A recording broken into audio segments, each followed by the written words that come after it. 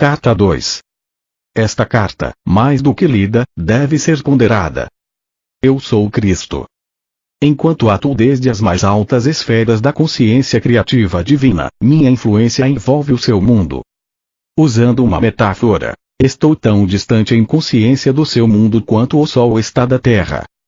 Entretanto, se você me chamar com sinceridade, estarei tão perto quanto for necessário para ajudá-lo. Haverá muitos que não poderão receber estas cartas.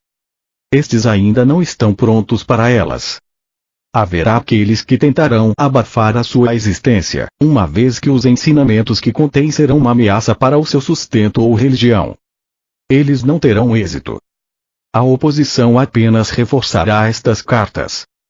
Haverá aqueles que receberão estas cartas com alegria, uma vez que suas almas sabem que mais além das religiões do mundo se encontra a verdade, a realidade da existência. Estes prosperarão e finalmente salvarão o mundo da autodestruição. Agora continuarei minha autobiografia do ponto onde parei em minha última carta. Meu propósito, ao dar a você alguns detalhes biográficos de minha entrada na vida pública como mestre e curador, é evidenciar as atitudes e comportamentos da minha juventude, assim como as circunstâncias em que alcancei o meu próprio estado de humanidade espiritualizada. É importante que você possa visualizar como era a Palestina na época em que estive na Terra e perceber claramente os conflitos internos que meus ensinamentos despertaram nas pessoas doutrinadas na crença judaica e nos ritos tradicionais. Estes conflitos são ponto central que incapacitou os evangelistas de registrar, com precisão, tudo aquilo que tentei ensinar. Nos evangelhos são frequentes as referências às minhas parábolas que descrevem a realidade do reino dos céus ou reino de Deus, seja qual for o termo que os evangelistas tenham utilizado.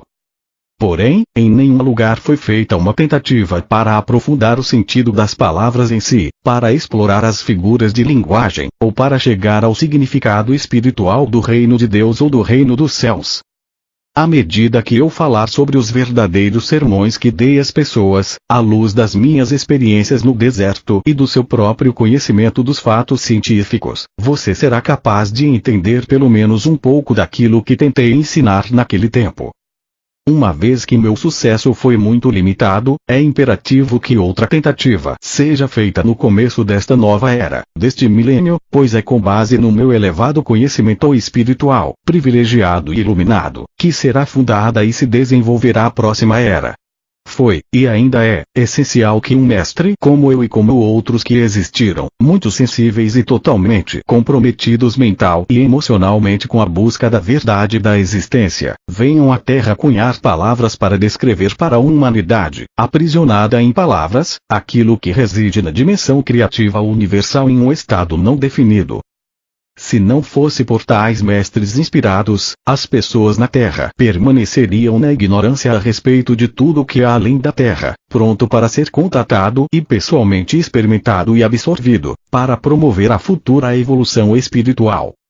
E ainda mais, se diz que a Bíblia é o livro mais amplamente lido no mundo. Na sua forma presente ela serviu aos seus propósitos. O Novo Testamento, da forma como está, com toda a carga de interpretações errôneas, é um impedimento para a evolução espiritual. Agora é tempo de avançar para uma nova esfera de percepção e compreensão mística. Uma vez que me é impossível descer novamente a um corpo humano para falar ao mundo, além de ter outras dimensões nas quais ensino, treinei uma alma sensível para receber e transcrever. É o melhor que posso fazer para falar pessoalmente com você. Espero que você possa receber e aceitar isso. Tudo aquilo que for errôneo será apagado. Esteja certo disso. Os incidentes e as curas relatados nas páginas que seguem não são importantes. Eles aconteceram, mas são contados apenas para que você possa entender o seu verdadeiro significado espiritual. À medida que for lendo, quero que você relacione as condições de 2000 anos atrás com a sua vida e tempo presentes. Quero que você considere a pessoa de Jesus como o ícone do que finalmente pode vir a ser alcançado por todo ser humano que estiver pronto e disposto a converter-se no membro fundador do reino do céu na terra.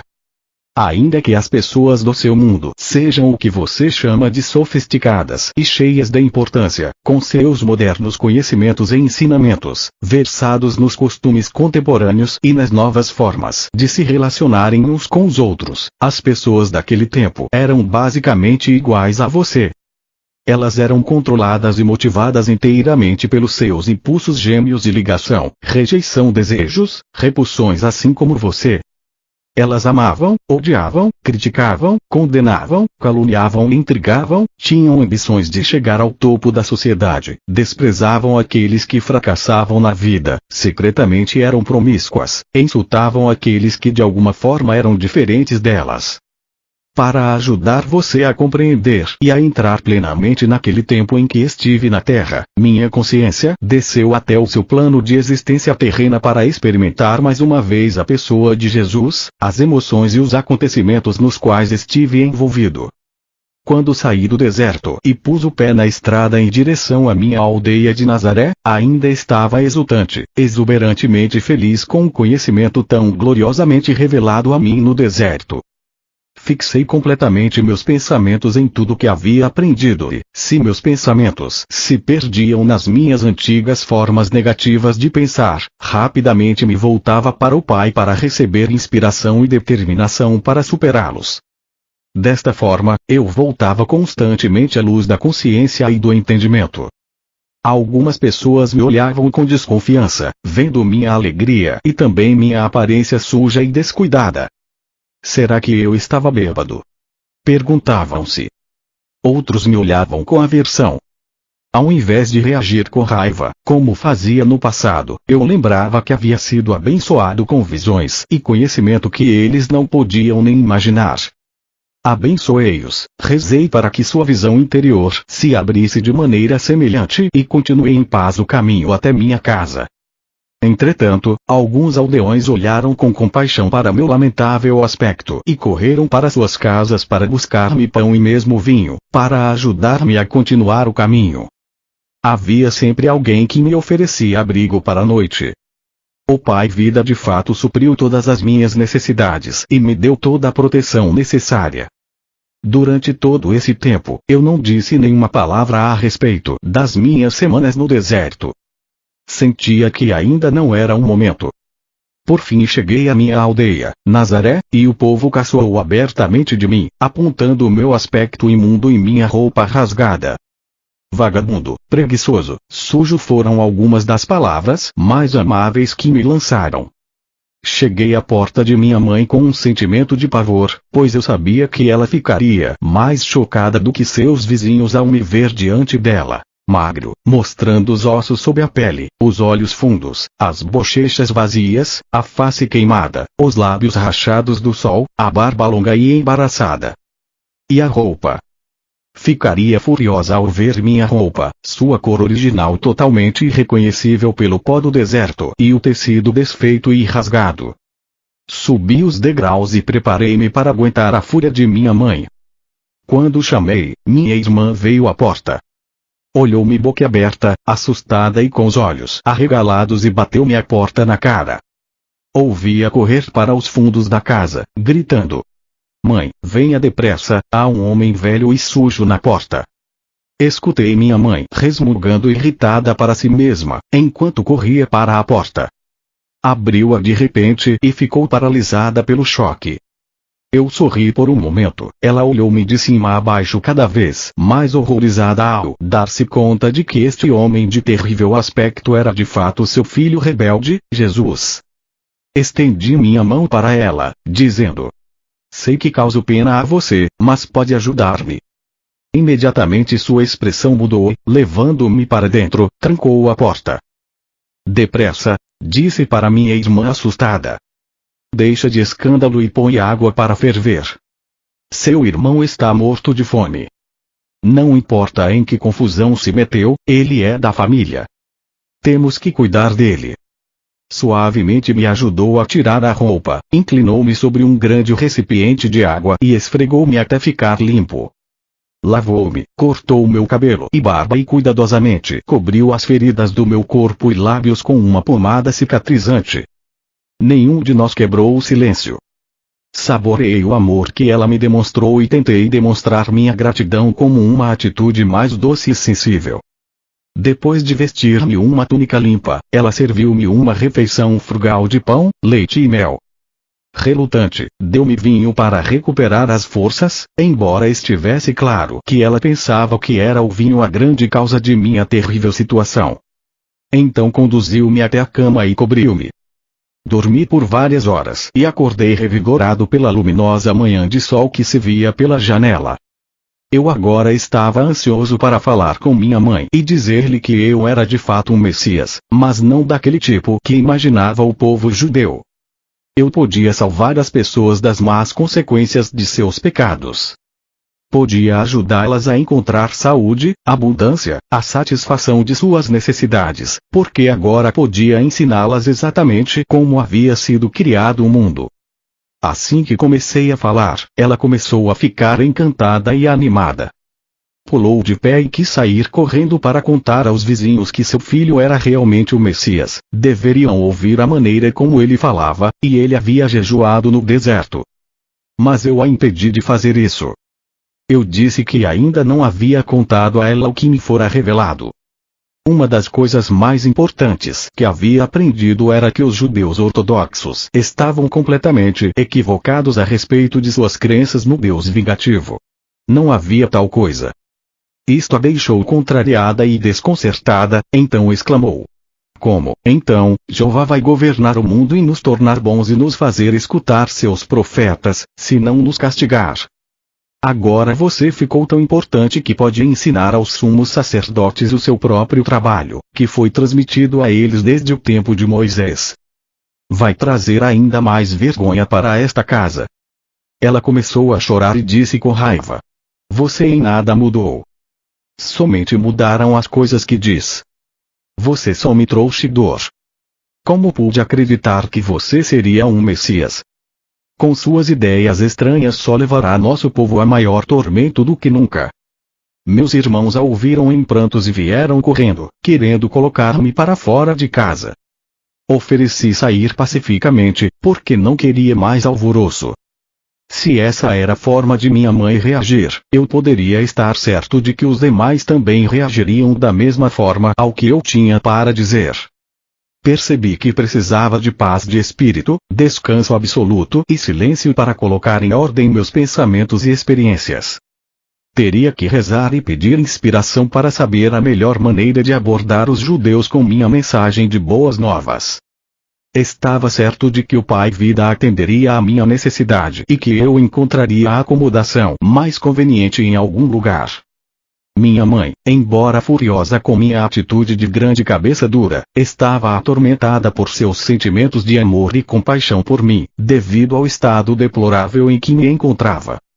Ela rejeitou tudo que eu parecia representar, a rebeldia, o desprezo pela religião judaica, as atitudes contestadoras em relação à autoridade, meu caráter voluntarioso e arrogante. Mas ela ainda me amava e estava profundamente preocupada por me ver envolvido em problemas tão grandes quanto jamais havia pensado ser possível. Ela chamou a atenção de meus irmãos, dizendo que calassem a barulhenta discussão e virou-se para mim. Pode ficar aqui até que esteja melhor, disse ela. Talvez enquanto estiver por aqui, eu possa trazer bom senso para você. Posso dizer que se sair às ruas falando da forma como o fez comigo, terminará em uma situação ainda pior do que agora. Pessoas boas vão cuspir e jogar seu lixo podre sobre você. Você é uma desgraça para esta família. Apesar de toda a sua raiva, ri e agradeci, beijando-a calorosamente. Fiquei contente, sabendo muito bem que, por trás de toda essa raiva, ela estava profundamente preocupada comigo. Alimentou-me bem e confeccionou-me boas roupas novas. Agradeci por tudo que ela fez para melhorar minha aparência, porque sabia que para mover-me livremente entre os ricos e pobres deveria estar com roupas decentes e adequadas. Às vezes havia escassez de alimentos em casa. Recorrendo ao poder do Pai, eu a reabastecia sem dizer nada. Ela também não disse nada. Eu sabia que ela se perguntava, com tristeza, se além de todos os meus péssimos hábitos eu agora também era ladrão. Então me pegou com um pão recém-saído do forno nas mãos. Ela sabia que eu não havia saído de casa para comprá-lo e também que o forno não havia sido usado naquele dia. Não me disse nada, mas me olhou de forma reflexiva. Eu pude ver então as suas atitudes mudarem. Ela já não estava mais tão certa de si. Ela começava a questionar a sua própria atitude em relação a mim e também a verdade acerca das minhas afirmações. O que realmente aconteceu com ele no deserto? Como ele poderia fazer um pão sem usar o fogo, a farinha e o fermento? O que isso significa? É ele o Messias. Então meu irmão feriu sua mão. Ele sentiu muita dor quando o ferimento infeccionou. Permitiu-me colocar minhas mãos em sua ferida e fazer uma oração em silêncio. Eu podia ver que ele sentia o fluxo do poder entrando em sua mão, porque ele me olhou de forma estranha. A dor foi embora, disse brevemente. Estava mal-humorado quando se afastou. E eu sabia que ainda que tivesse sentido alívio da dor, não havia gostado de que eu fosse capaz de ajudá-lo. Senti seu ciúme. Minha irmã havia queimado sua mão e outro irmão muitas vezes se queixava de fortes dores de cabeça. Fui capaz de curar os dois. Meus irmãos começaram a caçoar a respeito dos meus poderes mágicos. Perguntavam-se que mal eu poderia fazer a eles, se me irritassem. A tensão em casa aumentou e senti a tristeza de minha mãe, que ansiava pela paz no lar. Mas ela viu mudanças em meu comportamento e sentiu-se reconfortada. Eu estava mais tranquilo, visivelmente controlava minhas prováveis explosões, continha minha energia, refreava minha impaciência e já não discutia mais. Tornei-me mais atencioso, ouvindo suas queixas de mulher, ajudando-a em casa, consertando os móveis quebrados, caminhando pelas colinas até fazendas distantes para encontrar as frutas e verduras que ela queria. Cheguei a amá-la com ternura e compaixão, como uma mãe deve ser amada. Um dia ela se aventurou a perguntar-me: "Você ainda acredita que Jeová seja um mito?" Jó disse que, se Jeová retirasse sua respiração, toda a carne viria abaixo. Este é o Jeová que vi e em quem acredito. Ninguém viu a Jeová? Disse ela com firmeza. Eu vi aquele que criou todas as coisas, respondi calmamente. Eu o chamo de pai porque ele é amor perfeito. Um amor mais perfeito que o de uma mãe, acrescentei, sorrindo para ela. Ele trabalha dentro, através e para toda a sua criação. É o Pai em mim quem tem trazido as coisas de que você necessita em casa e que curou a meus irmãos e irmãs tão rapidamente. Eu podia ver que ela estava começando a entender um pouco do que eu dizia. E o que é o castigo? Perguntou-me. Não existe castigo da forma como o compreendemos. Nascemos para nos comportarmos da forma como o fazemos. Temos que encontrar uma maneira de superar nossos pensamentos e sentimentos humanos, porque esses nos separam da proteção do Pai e nos trazem as doenças e a miséria. Quando tivermos aprendido a superar o eu, então entraremos no reino dos céus. Minha mãe afastou-se silenciosa, claramente ponderando sobre o que eu dissera, mas não mais com raiva. Eu sabia que ela estava meditando sobre minhas afirmações e percebi que eu estava colocando de cabeça para baixo seu seguro e bem conhecido mundo. Ela se sentia perdida e insegura sem a sua crença num Jeová ameaçador e terrivelmente vingativo, se a humanidade fosse indisciplinada. Perguntava-se no que o mundo iria se tornasse dependesse inteiramente dos homens controlarem as suas maldades e a dos outros. Mesmo os reis e governantes eram malvados em suas ações. Sem Jeová para reinar e castigar os pecadores, onde iríamos parar? Enquanto restabelecia minhas forças, estudei as Escrituras cuidadosamente, para que pudesse encontrar-me com os fariseus e escribas de forma confiante. Também era absolutamente necessário que eu soubesse o que havia sido escrito a respeito do Messias, porque estava convencido de que eu era aquele sobre quem os profetas haviam falado. Eu poderia verdadeiramente resgatar, salvar, as pessoas da doença, miséria e pobreza, restaurar-lhes a saúde e a prosperidade, ensinando a verdade a respeito do reino dos céus e a realidade do Pai. Quando me senti suficientemente preparado para sair a ensinar e curar, para agradar a minha mãe, concordei em ir no sábado na sinagoga de Nazaré e falar para a congregação.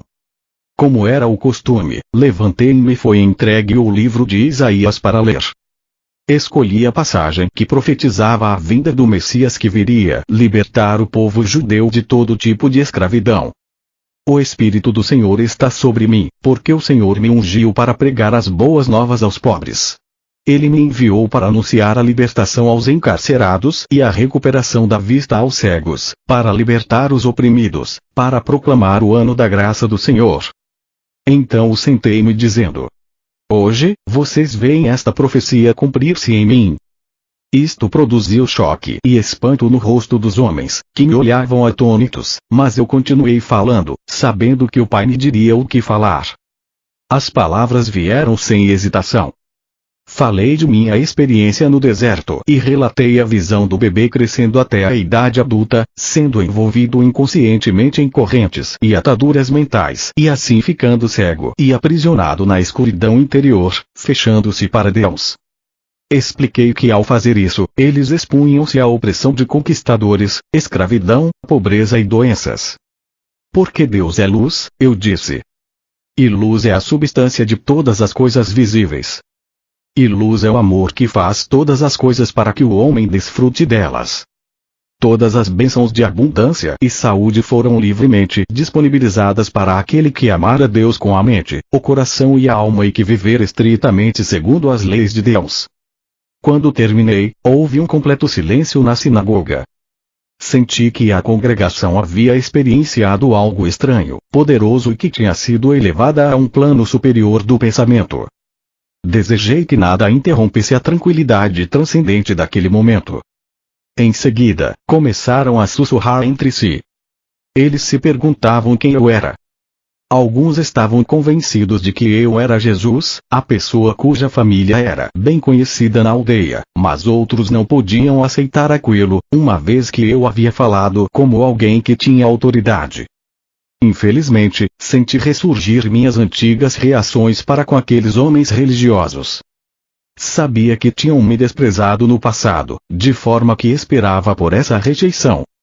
Voltei às antigas atitudes desafiadoras e isso os enfureceu por completo. Pelas minhas próprias reações humanas, atraí o desastre. E este quase aconteceu. Os mais jovens, instigados pelos mais velhos, correram até mim e me arrastaram para o topo mais alto do penhasco a fim de lançar-me à morte, mas orei ao Pai para que me salvasse. De repente, ficaram tão alterados que mal sabiam o que faziam, se voltaram uns contra os outros, então pude sair do meio deles e escapar. Foi estranho. Eles pareceram não notar a minha saída. Muito abalado por esta experiência, consegui mandar uma mensagem para minha mãe, dizendo que estava deixando Nazaré imediatamente e indo para Cafarnaum, uma agradável cidade junto ao mar da Galileia. A princípio, pensei em juntar-me a antigos conhecidos, mas senti intuitivamente que isso não seria o correto a fazer. De modo que durante todo o caminho, e ao entrar na cidade, pedi orientação e ajuda ao Pai para encontrar acomodações. Eu não tinha dinheiro e não pediria esmola. Ao caminhar pela rua, uma mulher de meia idade veio em minha direção.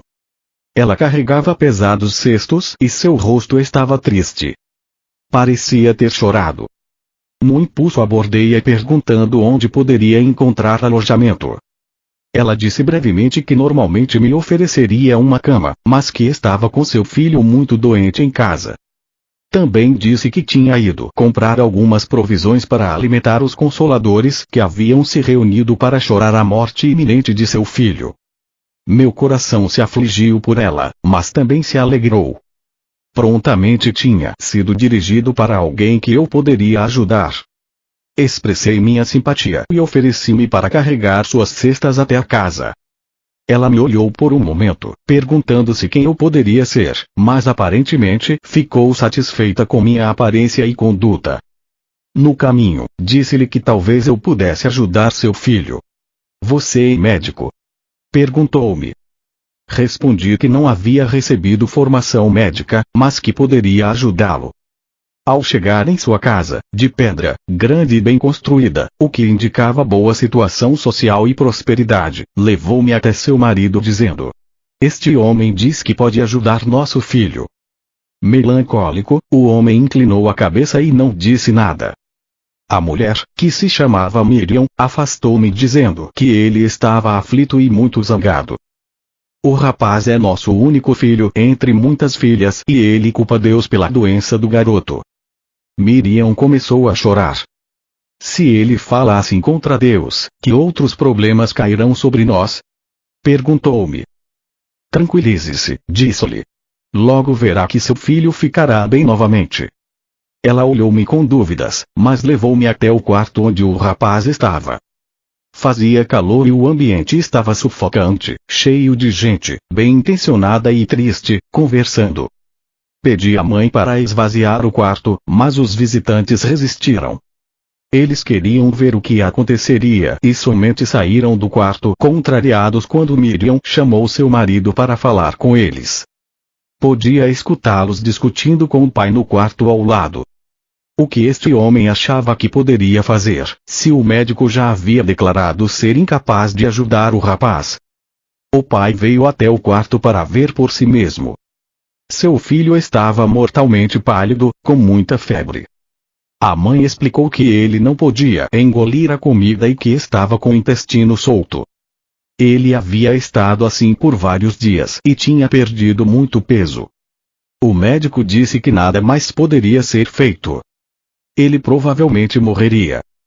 Coloquei as mãos sobre a cabeça do rapaz e rezei sabendo, e silenciosamente, dando graças com todo o coração, que o Pai Vida fluiria pelas minhas mãos para dentro de seu corpo. Desta forma o trabalho de cura se realizaria. Senti um calor extremo e um formigamento em minhas mãos e o poder vertendo para seu frágil corpo.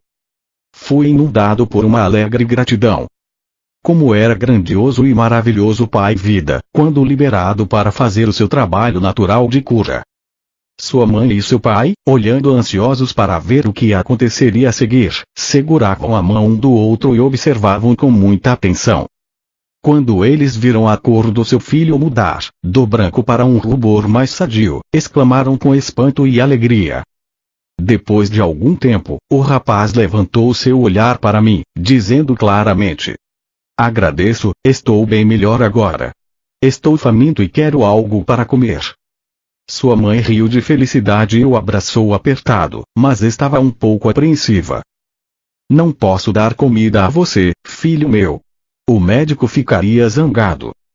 Ela havia sido avisada para não dar comida a ele, somente água. Eu sorri e disse: "Ele está curado. Pode dar pão e vinho a ele, que não fará mal." Seu pai, Zedequias, estava maravilhado de alegria e gratidão. Depois de abraçar o seu amado filho, voltou-se para mim e apertou minhas mãos calorosamente.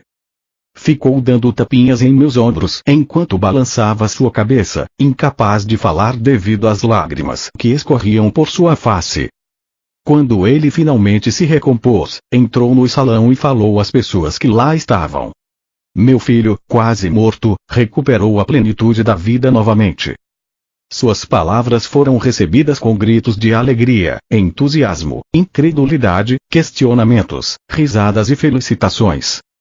A mãe do rapaz ficou parada, com um sorriso estampado na face. Depois disso, não foi mais necessário buscar por acomodações. Quando Zedequias disse aos atônitos consoladores que o garoto estava curado e o próprio jovem apareceu na porta, sorrindo e pedindo novamente por comida, todos os consoladores rodearam-me e convidaram-me às suas casas.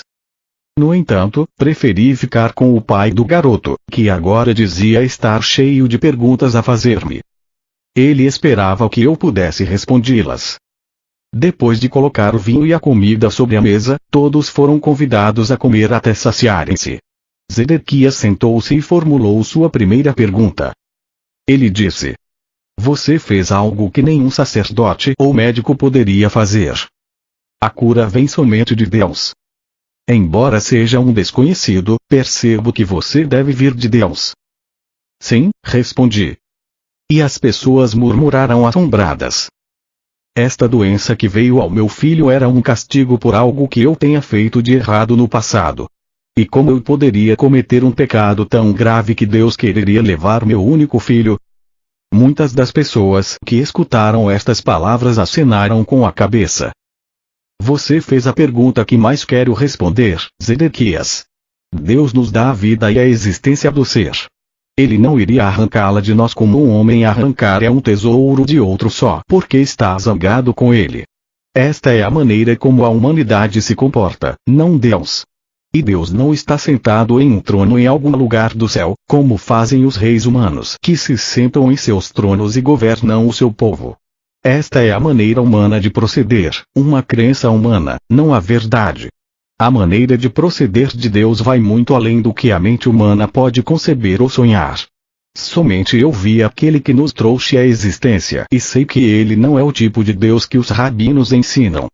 Vi que ele é o perfeito amor, e por esta razão eu prefiro falar do Pai, pois eu vi que ele trabalha dentro de cada ser vivo, mantendo-o num bom estado de saúde, assim como um pai humano trabalha para manter seus filhos bem alimentados, vestidos e protegidos dentro do abrigo de um lar. Eu vi dentro de todas as coisas do mundo. Como pode ser isso? Perguntou um homem duvidando. Não é possível para um ser individual, de qualquer tipo, estar em todos os lugares ao mesmo tempo. Mas o ar está em todo lugar ainda que não se possa ver. No entanto, sabemos, sem dúvida alguma, que ele é muito real e muito importante para a nossa existência. Se o ar não existisse e não pudéssemos respirá-lo, morreríamos. Não podemos ver o movimento do ar que chamamos de vento, mas vemos que ele agita as folhas e conduz as nuvens no céu. Por isso sabemos que o ar está acima de nós, ao nosso redor e que é forte. E agora pergunto, qual é a parte mais real e mais valiosa do homem, seu corpo ou sua mente? Alguns respondiam que era o seu corpo, caso contrário não teriam lugar na terra, não poderiam trabalhar, não poderiam ser vistos, não seriam conhecidos. Outros diziam que sua mente era mais importante do que seu corpo. Ao que eu respondi: a mente é a parte mais importante do homem, uma vez que sem sua mente ele não teria o comando do seu corpo. Ele não poderia comer, beber, dormir, mover-se, planejar, não poderia viver. Contudo, não podemos ver a mente. Simplesmente sabemos que temos uma mente por causa dos pensamentos que ela produz e porque os pensamentos elaboram algum tipo de ação em nossas vidas. Acreditamos que a mente funciona por meio do cérebro. Sim, é assim que funciona. Senão como poderia o cérebro, que nasceu da carne, produzir pensamentos, sentimentos, ideias e planos? Agora deve estar ficando claro para vocês que é assim que o Pai está presente em todas as coisas. Ele é a mente que dirige a mente humana, fazendo seu grande trabalho dentro de cada ser vivo. Sabemos que é assim, porque vemos as maravilhas da sua obra. Vemos o crescimento das crianças, vemos o alimento que comem ser milagrosamente convertido em outra substância que os nutre e os faz crescer. Como isso acontece não sabemos, nem sequer podemos imaginar. Mesmo que soubêssemos, ainda assim continuaríamos sem saber o que acionou tão importante processo de vida dentro dos corpos vivos de cada espécie. Vejam de que forma tão maravilhosa os corpos de cada espécie são formados e criados propositalmente, de forma expressa para transformar o tipo de alimento que se come em energia para nutrir ossos, sangue e carne. Agora que nos mostrou todas estas coisas, podemos ver que elas são realmente maravilhosas. Exclamou um jovem. Elas são. Elas são. Vemos os jovens corpos passando por suas várias etapas de desenvolvimento e vemos suas mentes acompanhando seu desenvolvimento físico até que começam a desejar encontrar um cônjuge para se tornarem pais. Logo, o grande trabalho da concepção é realizado e o crescimento da semente dentro do útero continua até que a criança chegue a seu desenvolvimento pleno. Pensem. Quem determina este constante crescimento tão ordenado dentro da mulher? De onde vêm os planos que regem o correto desenvolvimento da cabeça, do corpo e dos membros, os quais são invariáveis de uma mulher para outra e de uma espécie para outra? Quem decide o momento exato em que um nascimento terá início, o meio físico pelo qual a criança deve ser trazida à luz, a provisão do leite para a criança? Pensem. É a mãe. Não, não é a mãe. Ela é apenas a testemunha de tudo o que ocorre dentro dela desde o momento em que seu marido tenha estado com ela e plantado a sua semente para se juntar à dela. Deus faz todas estas coisas de longe. Estes pensamentos chegam a cada homem e mulher para decidir quando estas coisas devem acontecer. Não, todo este trabalho é realizado pelo poder criativo da mente, a vida inteligente e amorosa dentro de todos os seres vivos. Vemos o amor dos pais por seus filhos, sejam eles pássaros, animais ou homens. De onde vem este amor? Ele provém do poder criativo da mente, o perfeito amor, do Pai que está em nós. É por causa do trabalho que o Pai faz com as plantas, árvores, pássaros, animais e com o próprio homem que hoje estamos aqui, vivos, respirando, comendo, dormindo, tendo filhos, envelhecendo e então morrendo para passar para um lugar mais feliz. Tudo isso é a obra do Pai que está ativa dentro de nós. Como podem negar a verdade de tudo o que disse a vocês nesta noite? Hoje, viram um jovem agonizante que foi trazido de volta à plenitude da vida em pouco tempo. Fui eu quem o curou. Não. Por mim mesmo não posso fazer nada. Foi a vida, que é o Pai ativo dentro de todas as coisas, que veio com toda a força para reparar um corpo doente e trazê-lo novamente de volta à plena saúde, porque acreditei que assim seria e não duvidei. Houve suspiros de satisfação na sala. Nova luz, novo interesse, inclusive podia ver-se uma nova doçura em seus rostos. Por que então o homem sofre tão dolorosamente? Perguntou Miriam. Porque quando o homem é concebido, quando a vida toma forma dentro da semente, ela se reveste da condição humana que o separa de qualquer outro indivíduo no mundo.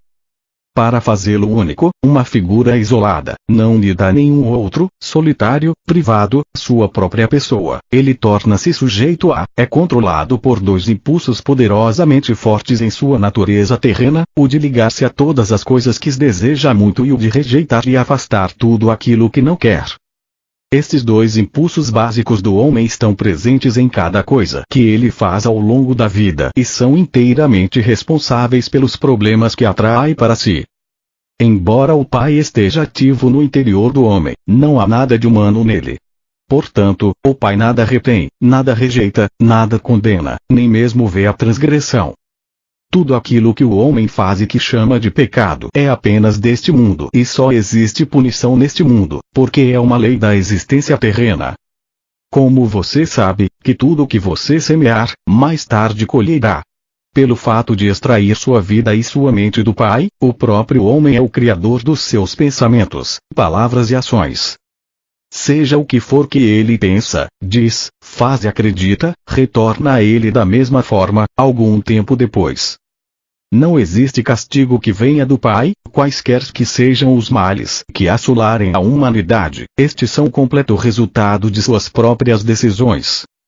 As pessoas murmuravam que este era um ensinamento totalmente novo e que fazia mais sentido do que tudo o que havia sido ensinado a eles antes. Várias vozes me incitavam a contar mais. Eu digo a vocês, em mim vocês viram a vida ativa sob a forma de cura. Sigam-me e ouvirão sobre o caminho que devem percorrer para encontrar a felicidade. Em minhas palavras encontrarão a verdade da existência nunca antes revelada por nenhum outro homem. Tem-se dito sobre o Messias que ele revelará os segredos que têm estado ocultos desde o começo da criação. Em verdade, digo que ouviram estes segredos de mim. Se escutarem com cuidado, entenderem seu significado, praticarem sua verdade e apegarem-se às suas leis, serão transformados em novos homens e entrarão no reino dos céus. As pessoas ficaram em silêncio por um momento e então houve um clamor de conversa animada, mas Zedequias levantou-se e disse que era hora da família descansar. Seu filho precisava dormir e sua esposa e filhas também estavam exaustas de tanto chorar. Ficou combinado que na manhã seguinte eu iria até o porto e as pessoas doentes seriam trazidas até mim. Desta forma, fui capaz de empreender minha missão e tudo foi rapidamente arranjado da melhor forma possível. Parecia que se eu não efetuasse as curas, não haveria interesse nem aceitação de tudo o que eu havia dito. As curas demonstravam a verdade de tudo o que eu havia ensinado e meus ensinamentos explicariam as razões pelas quais eu era capaz de trazer do Pai, para eles, a cura. Quando acordei na manhã seguinte, sentia felicidade viva em mim, com a expectativa das coisas maravilhosas que estavam por vir. Depois de tomar o desjejum, saí com Zedequias para o porto da cidade, com meu coração iluminado de amor por todos os que passavam por mim. Eu os cumprimentava calorosamente, dizendo a eles que tinha boas novas para todos aqueles que quisessem escutá-las. Quando chegamos ao dique, encontrei homens, mulheres e crianças sentados no chão, esperando por minha chegada. Alguns estenderam suas mãos, implorando. Pareciam muito mal. Outros haviam sido mutilados e muitos outros estavam cobertos de feridas. Meu coração ainda sofria por seu estado lastimável, mas agora também podia alegrar-me porque sabia que não era vontade do Pai que eles estivessem assim. Muito pelo contrário. O próprio Pai era toda a cura, toda a saúde e todo o bem-estar. Eu tinha provado isso na noite anterior e na minha casa. Estava exultante por ser capaz de demonstrar esta verdade maravilhosa para a multidão que agora se reunia em torno de mim. O rosto velho e triste chamou minha atenção, uma mulher magra, enrugada e curvada. Fui até ela e me ajoelhei ao seu lado, pondo minhas mãos sobre sua cabeça. Imediatamente senti o fluxo do poder do Pai vibrando pelas minhas mãos em sua cabeça, até que seu corpo inteiro sacudiu com a força vital, energizando seus membros. As pessoas, ao verem isso, ficaram atônitas, perguntando o que eu poderia estar fazendo com ela, mas outros acalmaram suas objeções. Gradualmente seus membros começaram a soltar-se, a alongar-se e a endireitar-se. Seu rosto tornou-se vivo pela alegria de voltar a sentir sua força. Ajudei-a a se levantar e então ficou de pé por si mesma com todo o orgulho.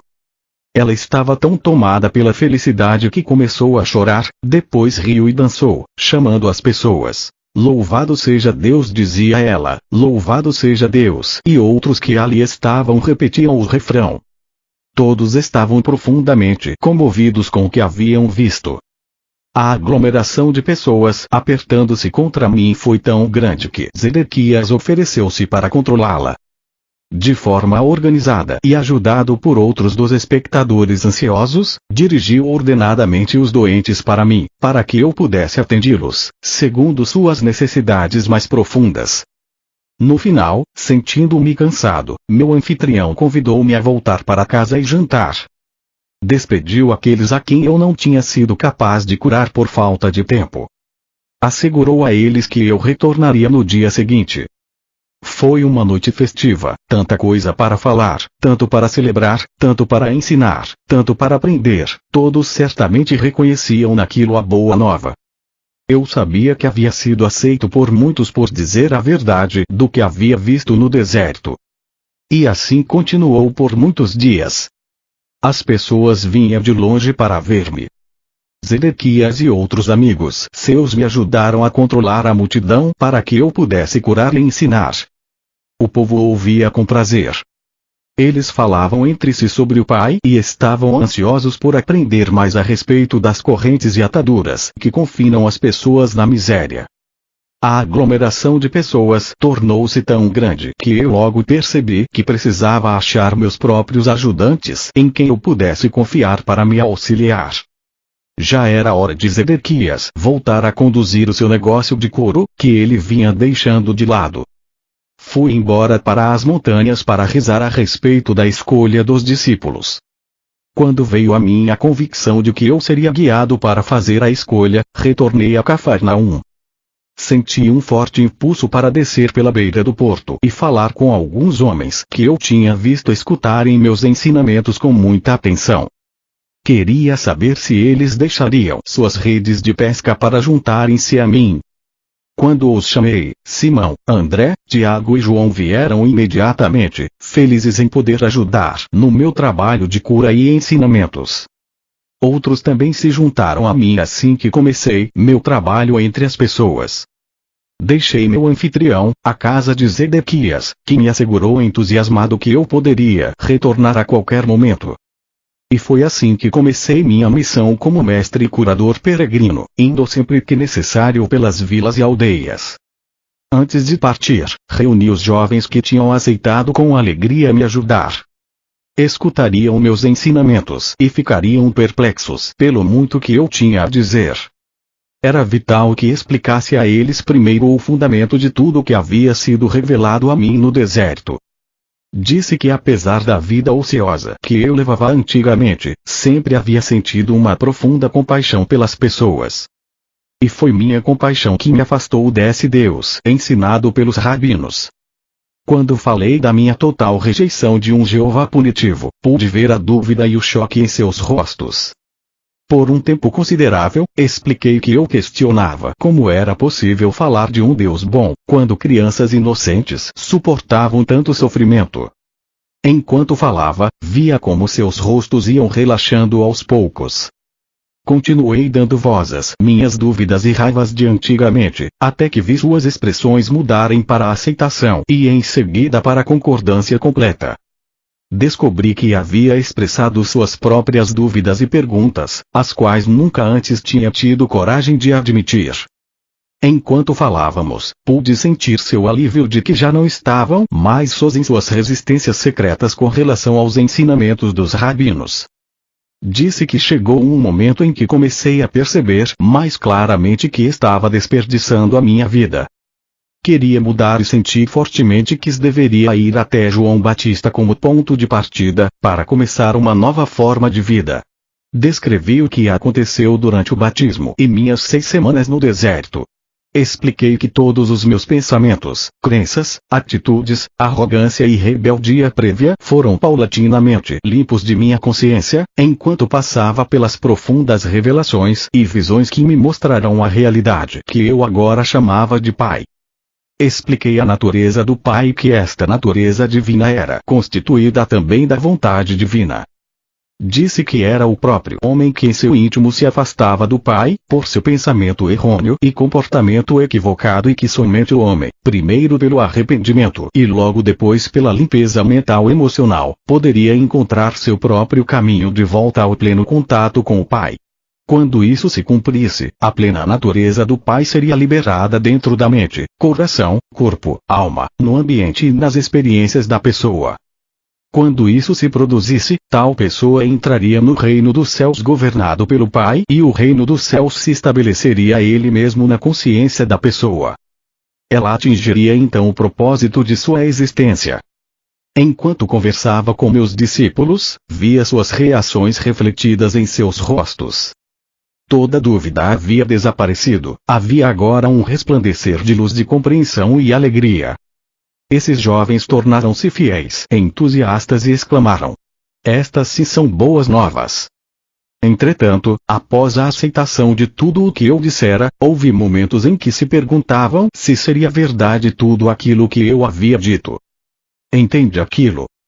Dispor-se a desfazer-se da imagem de Jeová, tão profundamente gravada em suas mentes, requeria uma grande dose de coragem.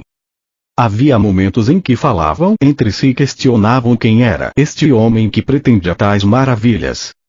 E se viessem comigo e afinal eu fosse realmente um mensageiro de Satanás? Eles seriam severamente castigados por Jeová? Eles tinham muito a perder, sua posição na sociedade como jovens, homens sóbrios e trabalhadores, sua reputação como comerciantes e artesãos, a perda de suas rendas e o maior obstáculo de todos, a provável ira e rejeição de suas famílias. O que eles receberiam em troca? Disse então que eu não podia fazer nenhuma promessa terrena por sua ajuda na propagação do Evangelho da Boa Nova. Eu não tinha dúvida alguma de que, onde quer que fôssemos, receberíamos alimento e refúgio e que seríamos muito bem acolhidos pelas pessoas. Somente poderia prometer a verdade de que o Pai conhecia as suas necessidades e que elas seriam satisfeitas e que os manteria com saúde. Poderia também prometer que, se eles se voltassem para o Pai, e confiassem no Pai a cada passo do caminho, seriam tão felizes como nunca haviam sido antes.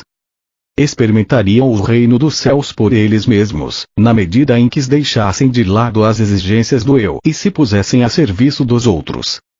Seriam testemunhas de curas e estas aumentaria a sua fé e daria a eles coragem para suportar quaisquer incômodos da jornada. E assim começamos nossa missão para espalhar a boa nova do Evangelho do Reino. Enviei à minha frente esses jovens para as cidades que iríamos visitar. Ao chegarem, diziam às pessoas da cidade que se juntassem para escutar a boa nova do Reino dos Céus. As pessoas ficavam surpresas e queriam saber mais, mas os discípulos pediam que fossem buscar seus amigos e vizinhos.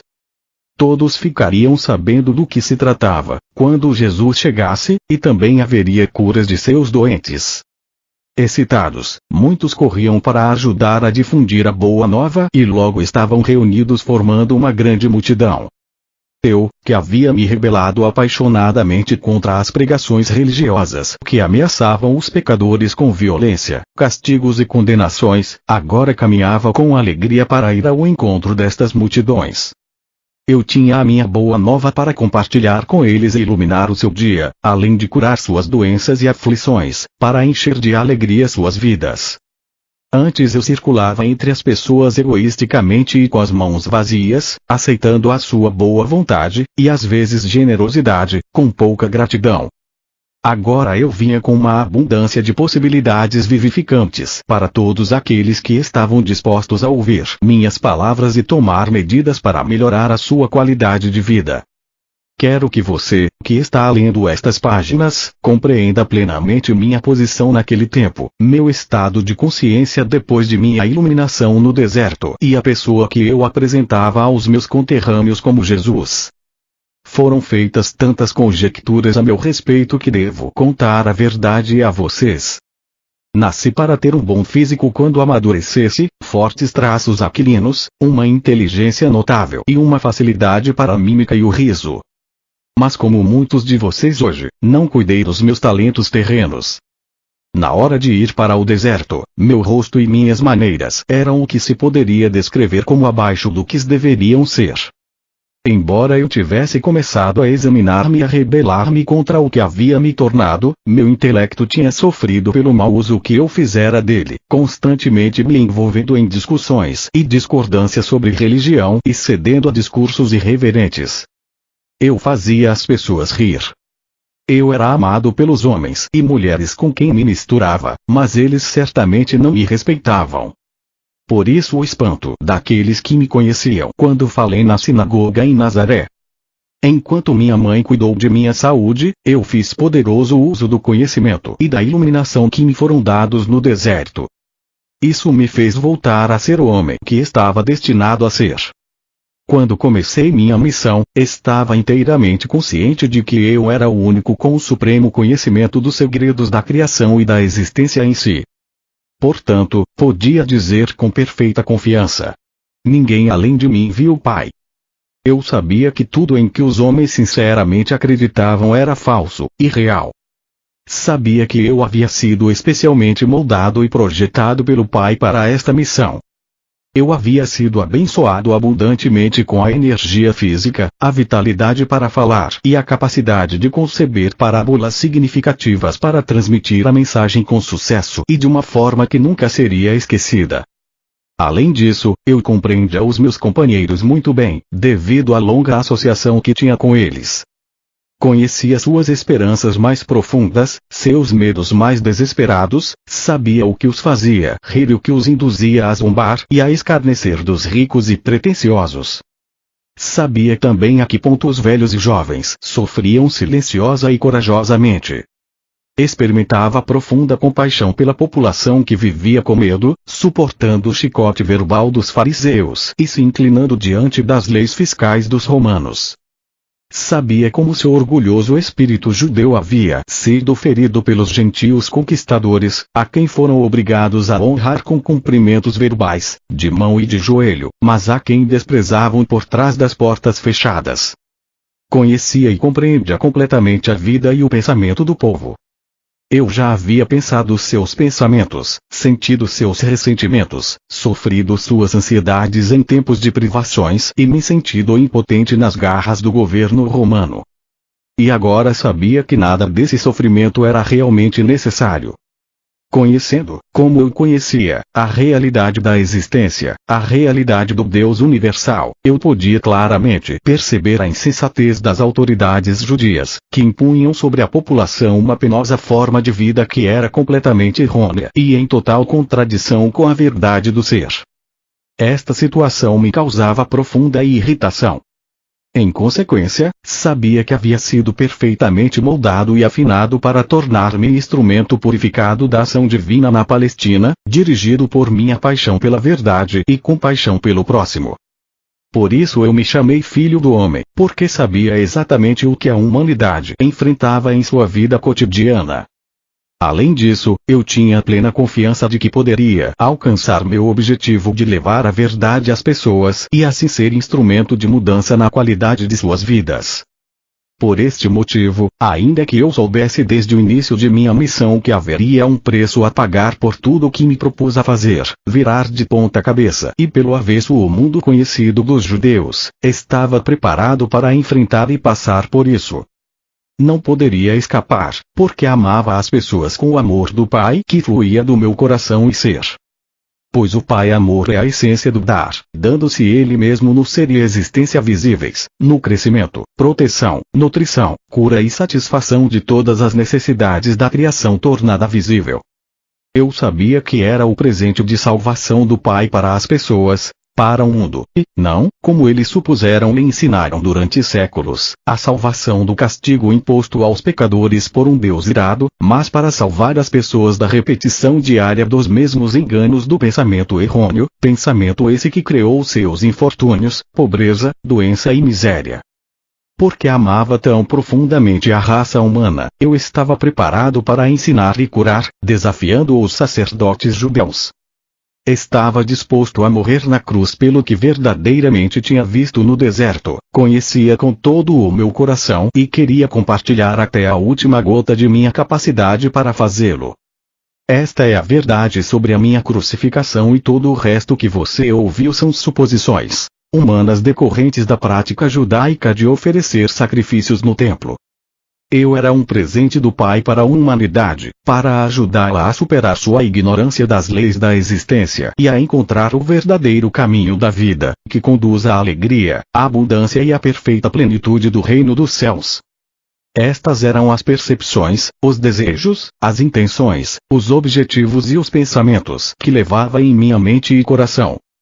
Esta era a roupagem mental emocional terrena que cobria minha consciência espiritual oculta na cabeça e figura de Jesus. Esta era a minha consciência espiritual, canalizada nos pensamentos e sentimentos que me impulsionaram a empreender uma jornada de 3 anos, para levar às pessoas aquilo que eu acreditava plenamente ser o resgate final de sua própria forma cega de pensar e sentir, a qual criava suas próprias vidas turbulentas. Eu verdadeiramente acreditava que, se pudesse demonstrar às pessoas tudo aquilo que me havia sido dado a compreender, perceberiam sua loucura anterior e se esforçariam por mudar sua forma de pensar e colocar o pé na direção do caminho da vida que conduz ao reino dos céus. Para este fim, eu estava disposto a dar minha vida. Por causa da interpretação errônea atribuída à minha missão pelos mestres judeus, minha verdadeira mensagem foi distorcida até não ser mais reconhecida. O propósito destas cartas é o de trazer às pessoas desta nova era verdade sobre o que eu realmente falei para as multidões na Palestina. Portanto, voltando ao relato daquela época, deixe-me retroceder a um dia especial que deu frutos entre meus ouvintes e que produziu uma impressão duradoura nas mentes de meus discípulos. Assim, para mim também esse foi um dia especialmente significativo. Eu me distanciei por um tempo da pressão das pessoas, indo às colinas rezar e meditar, buscando recarregar minhas baterias espirituais, fazendo uma profunda, forte e mais poderosa conexão com o Pai dentro de mim. Esta conexão era tão rapidamente obscurecida no interior de minha consciência, quando estava ocupado entre as multidões, que eu estava exausto. Chegando à caverna que utilizava quando me encontrava naquela área, puxei um pedaço de pano que ficava escondido sob uma pedra e me deitei para dormir. Ao invés de dormir, no entanto, senti imediatamente o fluxo da vida divina, o Pai, e o cansaço foi dissolvido enquanto meu corpo era carregado com o poder que é a fonte criativa de todo o ser. Fui elevado em consciência no interior de uma luz dourada e, enquanto viajava para o alto dessa luz, ela subitamente mudou para o mais puro branco e eu soube que, em consciência, estava nos portais do equilíbrio, que é o eterno, o universal, a dimensão infinita que está além de toda a concepção da mente humana. Observei a luz, mas eu não fazia parte dela, nem ela estava poderosamente dentro de mim, uma vez que esta era a dimensão Deus do vazio, dando forma do equilíbrio universal. Mas ela se comunicava comigo e infundia-me com seu brilhante amor. Isso mais uma vez gravou em mim que ela era o processo criativo, aperfeiçoador, curador amor que governa toda a existência. Sabia que onde quer que houvesse necessidade, haveria satisfação, como o constante fluir das águas que enchem um lago. Onde reinava a miséria, haveria alegria porque era a natureza do universal mover-se para o interior de cada coisa viva que tem necessidades, para trazer satisfação e alegria. Eu sabia que, onde não houvesse crescimento, surgiriam as circunstâncias para promover o crescimento. Eu sabia que, onde houvesse um sentimento de fracasso, desafios seriam providenciados para estimular as pessoas ao sucesso e à autoconfiança. Eu vi que este trabalho amoroso constantemente iniciado pelo Pai na vida das pessoas sobrecarregadas pode não ser reconhecido como um presente de amor pelas pessoas que o recebem. Elas podem estar tão afundadas em sua apatia, sentimentos de fracasso e na crença de que nada de bom lhes acontece, que não conseguem ver outra coisa em suas vidas além de suas próprias crenças e sentimentos. Consequentemente, ficam enraizadas no inferno criado por elas, para elas mesmas. Não havia necessidade de sentir pena de ninguém. A única necessidade era ter um coração compassivo e a determinação de levar-lhe a verdade para curar sua ignorância. O maior presente que um homem poderia dar ao outro era a iluminação da ignorância sobre a existência e suas leis cósmicas, pois a verdade era que cada alma está compreendida no universal e os níveis do fluxo da atividade universal em suas vidas, através do trabalho amoroso do Pai, dependem inteiramente da receptividade do indivíduo. Compreendi que o que as pessoas precisavam ouvir urgentemente era o que eu acabara de aprender. Elas precisavam ver e compreender plenamente a intenção, o propósito e o potencial do amor, que era a mesma substância do seu ser. Por causa de sua descrença, elas poderiam rejeitar o trabalho amoroso do Pai como se fossem desafios dolorosos e então se renderiam ao fracasso para sempre. Eu vi então, com mais clareza ainda, que havia sido enviado para despertar as pessoas para todas as possibilidades de autodesenvolvimento, de prosperidade e realização da alegria e da felicidade, mas dependeria delas que acordassem e aproveitassem aquilo que era oferecido. Lembro que esta elevação durou a noite inteira e na manhã seguinte acordei sentindo-me mais vivo do que nunca. Minha mensagem tinha sido esclarecida. Tinha visto, ainda mais claramente, a realidade do Pai e sabia que era capaz de sair naquele dia para encontrar a multidão e transmitir o poder e a vida daquilo que me havia sido mostrado. Enquanto descia da caverna, fui até uma grande rocha de onde se via o íngreme precipício. Quando me sentei, olhei abaixo a cidade que visitaríamos naquele dia.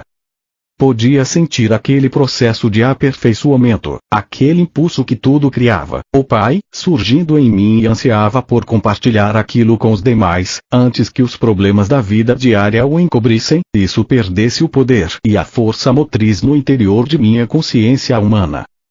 Meus discípulos se juntaram a mim um pouco depois.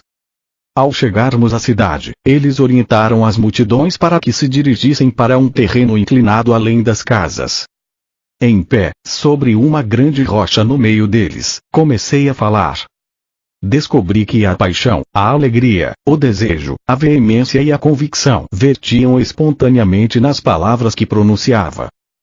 Vocês estão extremamente cansados e pressionados. Suas tarefas se tornam mais pesadas à medida que envelhecem, o estômago fica vazio com frequência, suas roupas estão poídas, as pessoas irritam vocês e sentem que não há fim para os problemas e aflição de espírito. Mas esta não é a verdade referente às suas existências. Suas vidas foram destinadas a ser muito diferentes. Se pudessem ver além dos seus sentimentos, se pudessem elevar suas mentes para fazer contato com o Pai dentro de vocês, poderiam ver e saber qual deveria ser o estado de suas existências. Perceberiam que foram criados para desfrutar da abundância, da proteção, da boa saúde e da felicidade. Mas como vocês vivem cotidianamente suas vidas com medo do bem e do mal, acreditam e esperam estas coisas mais do que acreditam que o Pai é vida e amor abundante em vocês, que provê todas as coisas necessárias para a saúde e o bem-estar, são justamente as experiências que mais temem aquilo que atraem para suas vidas e seus corpos. São as suas crenças a respeito do bem e do mal que obscurecem, turvam, tudo que o Pai tem reservado para vocês, se acreditarem no Pai Amor. Vocês julgam o seu hoje e esperam do seu amanhã o mesmo que experimentaram no passado. Em consequência, seus males de ontem são continuamente repetidos no futuro. Vocês estão escravizados por suas memórias e crenças inabaláveis de que o que aconteceu no passado deve voltar a acontecer para oprimi-los e feri-los. Não precisam curar seus corpos ou tentar melhorar suas vidas, precisam curar suas crenças. Já disse a vocês que não existe nada sólido sob o sol. Se pudessem curar suas crenças e alinhá-las com a verdadeira intenção do Pai para com vocês, as crenças errôneas que governam seus corpos e vidas se dissolveriam como névoa ao sol. Cada circunstância de suas vidas se voltaria imediatamente para a intenção divina que está por trás de toda a criação. Vocês comprovariam que para cada dificuldade, para qualquer necessidade de qualquer tipo, há sempre um meio para pôr fim às dificuldades, há sempre alguma coisa na cesta para atender às suas necessidades. O que acreditam que acontece quando os doentes vêm a mim e ponho minhas mãos sobre eles? Estou pensando em doença. Estou querendo saber se a pessoa será curada. Tenho medo de que o Pai esteja dormindo ou tão distante que não possa ouvir-me. Não. Se meus pensamentos fossem incrédulos como estes, não haveria cura. Quando a pessoa se aproxima de mim pedindo que a cure, imediatamente me alegro porque sei que o poder que é o Pai está em mim, preparado e aguardando para curar no momento que eu assim pedir. Eu agradeço porque sei que a vontade do Pai é a saúde e não a doença. Portanto, rezo para que a vontade do Pai seja feita no doente. No momento em que removo crença da doença do corpo do doente, sei que a vontade do Pai de saúde está fluindo para o seu sistema, o mesmo se dá com a aparência. A aparência de doença se transforma em realidade do Pai saúde e o corpo recupera sua saúde novamente. A doença nada mais é do que uma baixa na vitalidade, uma redução da vida, na parte afetada. Restaure o Pai vida na verdadeira intenção e no plano do seu sistema e o sistema inteiro funcionará como deveria. Foi dito que Deus manda enfermidades, pragas, penúrias e destruição às nações, quando não obedecem às suas leis. Foi dito que vocês mesmos são castigados por um Deus irado por causa dos pecados que cometeram. O que é o castigo senão a maldade sob o disfarce de bondade? Eu digo a vocês que o mal não vem de Deus. Como pode Deus estar nas duas partes, no bem e no mal? É apenas em suas mentes que vocês concebem o bem e o mal, é apenas em seus corações que pensavam e sentem desta forma. Estes pensamentos e sentimentos não têm nada a ver com o verdadeiro Deus que é o Pai dentro de vocês, que traz todo o bem se assim acreditarem. É a crença no bem e no mal que há em seus corações, que traz para vocês a doença. Na realidade vocês vivem no reino dos céus que está em vocês e são governados pelo Pai. Porém, porque acreditam nos castigos de Deus, porque acreditam que somente os sacrifícios no templo os salvarão, porque acreditam que são herdeiros da doença, da pobreza e da miséria, vocês criam com suas mentes as mesmas coisas que não desejam.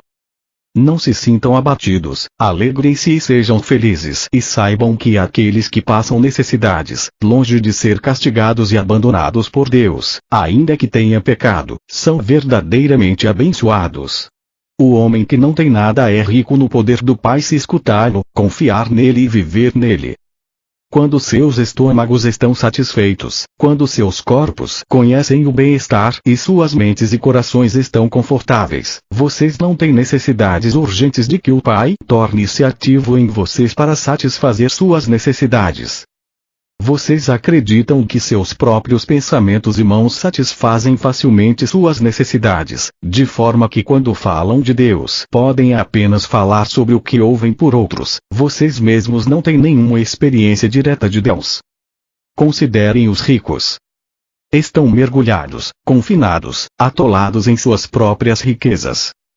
Eles levantam de manhã e se ocupam de seus assuntos diários, sem nada saber a respeito do poder do Pai que está neles. Ocupam-se com os pensamentos que aumentarão suas riquezas e reforçarão seu eu. Eles dão ordens que sobrecarregam aqueles que os servem e vivem suas vidas de acordo com suas próprias escolhas. Por isso, eles desenham sua vida limitada a partir de seu limitado pensamento humano, que surge de suas mentes e corações corporais, adoecem e experimentam tanta miséria como o homem que nada possui. Não percebem que estão apenas meio vivos, porque não estão em contato com a fonte da vida, o Pai dentro deles. Tampouco eles veem que muitas das coisas boas que surgem em suas vidas não são de sua própria invenção, mas sim do trabalho amoroso do Pai escondido neles. Os líderes religiosos estão à vontade em suas próprias e confortáveis posições de autoridade. Eles não têm necessidade de nada além de suas próprias satisfações físicas. Porque não têm nenhum conhecimento pessoal de Deus, eles precisam ler em seus livros sagrados as palavras que os homens santos disseram há milhares de anos e contar às pessoas o que eles pensam que estas palavras significam. Mas tudo o que dizem é tirado de suas próprias mentes pequenas que estão aprisionadas no conforto de suas vidas, afundadas na expectativa do que irão comer e beber e qual vestimenta irão usar para impressionar as pessoas. Nada sabem sobre a inspiração que deu origem às palavras pronunciadas pelos profetas há tantos séculos. Nem mesmo sabem se estas são as palavras que realmente vocês precisam ouvir neste momento, já que os tempos são outros. Acreditem em mim, os homens ricos e os líderes religiosos são fortes nas coisas da terra e não querem desfazer tudo o que eles consideram seguro e eterno em suas tradições e práticas. Qualquer desvio estremeceria as estruturas de suas crenças e, portanto, de suas vidas. Então eles constroem defesas mentais contra o fluxo do poder do Pai. Eles também adoecem e, à sua própria maneira, conhecem a miséria como aqueles que não têm nenhum conforto terreno. Não existe diferença entre aqueles que pouco têm e aqueles que tudo têm na vida. Tanto os ricos quanto os pobres adoecem da mesma forma, fazem inimigos e se encontram sozinhos. Mas é enorme o potencial para que vocês ganhem mais do que os ricos e religiosos podem esperar ganhar em saúde, felicidade, companheirismo e realização no modo de vida que escolherem. E quando tudo estiver cumprido, vocês saberão que as oportunidades, a habilidade e a inspiração, tudo procede do Pai que está dentro de vocês. Saberão que nunca poderiam ter feito tais coisas se não tivessem pedido ao Pai que está em vocês para ajudá-los a utilizar todos os seus talentos, para colocar comida em abundância em suas despensas e roupas nos seus corpos e felicidade uma boa vida para seus filhos. Todas estas coisas o Pai fará por vocês, se assim o pedirem, se acreditarem, se souberem, e lembrarem sempre, que é a natureza do Pai criar e então prover abundantemente para toda a sua criação. Assim como vocês não iriam deliberadamente privar seus filhos das coisas que eles precisam, assim o Pai nunca os privará propositadamente de tudo aquilo que necessitam para uma vida feliz. Se vocês são pobres é porque ainda não compreenderam a natureza do Pai, nem tampouco entenderam que devem trabalhar com o Pai para cobrir suas próprias necessidades. Devem aproveitar imediatamente as oportunidades divinas que lhes são apresentadas para ajudá-los a avançar. Se eu pudesse mostrar e fazê-los ver e acreditar que, quando se lamentam, sua tristeza é conhecida do Pai. Se voltassem para o Pai e observassem o trabalho que o Pai Amor está fazendo para vocês, com o tempo sua tristeza se converteria em alegria e encontrariam um consolo além de qualquer coisa que imaginassem possível. Vocês são abençoados se estão famintos e com sede, porque o Pai conhece suas necessidades. Em breve estas necessidades seriam saciadas se parassem de se lamuriar e começassem a rezar para o Pai pedindo, acreditando que iriam receber. Como podem acreditar que para comer e estar bem vestido é preciso primeiro ir ao templo e oferecer um sacrifício queimando as próprias criaturas vivas do Pai, para que elas paguem por seus pecados? Não conseguem ver que os seres vivos que vocês queimam foram criados para desfrutar da vida, tanto quanto vocês. Eles foram criados para ser uma bênção e ser abençoados na terra, assim como vocês, pois esta é a natureza do Pai Amor que se revela em sua criação. Se lembrarem que aquilo em que realmente se acredita é aquilo que se recebe, não percebem que esta crença judaica de sacrifício de seres vivos no templo vai trazer apenas miséria. Acreditem em castigo e castigo é o que receberão. Acreditem na morte e destruição como sendo o caminho certo para chegar a Deus, e isso é o que experimentarão: matança e destruição. Se estão com fome e com sede, é porque estão se afastando do Pai que habita em vocês. Ao se entregarem aos temíveis pensamentos, anseios e sentimentos de desesperança, vocês estão criando as mesmas condições que desejam corrigir. Estão fazendo todas estas coisas ruins contra si mesmos. Por conseguinte, vocês são ainda mais bem-aventurados, quando estão com fome e sede de bondade e do contato com o Pai que habita em vocês, porque então certamente serão saciados 100 de vezes.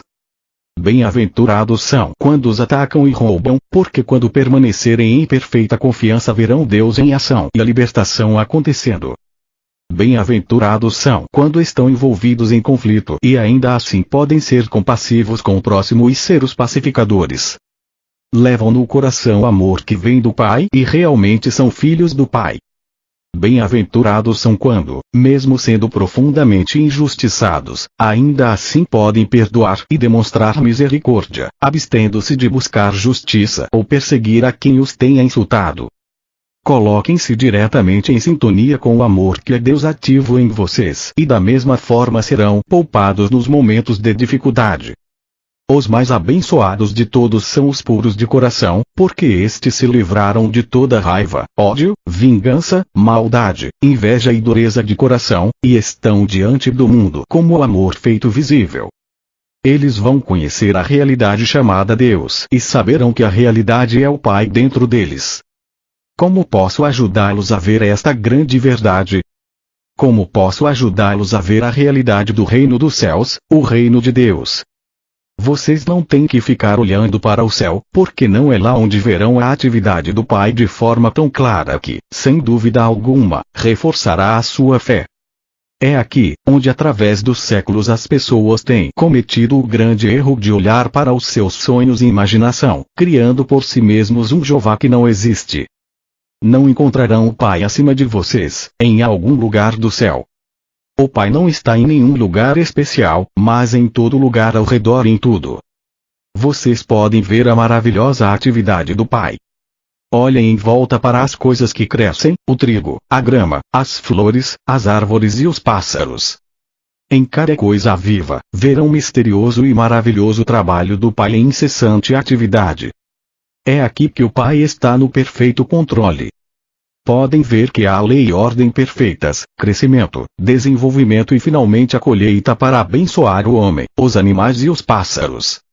Considere a maneira com que um homem, depois de terminar de lavrar os seus campos, espalha as sementes sobre a terra e as cobre novamente.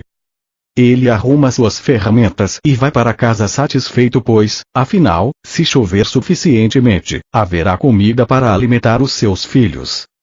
Por muitos dias ele dorme e acorda e não faz nada mais pela sua plantação, mas quando volta a visitá-la verá verdes folhas saindo da terra.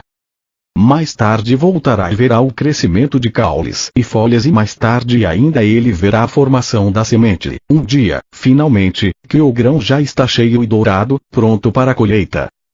Enquanto isso, todo esse crescimento ocorreu sem a ajuda dele. O trigo cresceu de uma forma maravilhosa que ele não pode explicar. É mágica? Não, é o trabalho do Pai, o poder, a inteligência amorosa por todo o universo, que inspira o trabalho e respira por meio dele. É a atividade do Pai que é a vida inteligente do universo. Quando entram no reino de Deus, vocês se sentem bem. Sentem-se felizes e alegres. Imaginem como se sentiria uma mulher que perdesse uma grande quantidade de dinheiro e se perguntasse como daria de comer às suas crianças. A mulher está chorando e varrendo a casa e é tão minuciosa que não fica uma partícula de poeira. Então, escondida em um canto escuro, ela encontra uma valorizada peça de prata e imediatamente suas lágrimas secam. Ela começa a sorrir e se sente tão viva e alegre que sai correndo de casa para convidar os vizinhos a celebrar com uma festa. Ela pensava que havia perdido tudo e agora estava rica novamente. Assim é quando encontram o reino dos céus, o reino de Deus. Ao invés de lágrimas e temores, fome e doença, encontram a paz, a alegria, a abundância e a saúde do reino de Deus. Nunca voltarão a experimentar qualquer tipo de necessidade novamente.